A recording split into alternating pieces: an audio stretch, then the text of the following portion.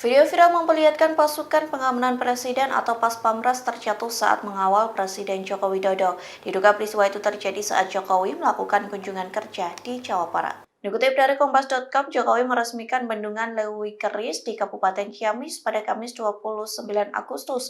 Selesai peresmian itu beredar video di media sosial yang memperlihatkan insiden pengawalan Jokowi. Insiden itu dialami oleh seorang Pas-Pampres yang terjatuh saat pengawalan. Kejadian itu bermula saat sejumlah Pas-Pampres mengendarai sepeda motor dan mengiring mobil rombongan dari Jokowi. Namun tiba-tiba salah satu Pas-Pampres yang berboncengan motor melompat.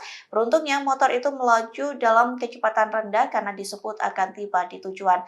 Meski begitu, Pas-Pampres berbaju serba hitam itu sempat melompat dari motor lantaran kehilangan keseimbangan. Pria itu tersungkur di aspal hingga ditolong oleh sejumlah rekannya. Meski begitu, hingga saat ini belum ada keterangan resmi dari pihak Pas-Pampres atau istana terkait insiden tersebut. Download Tribun X sekarang, menghadirkan lokal menjadi Indonesia.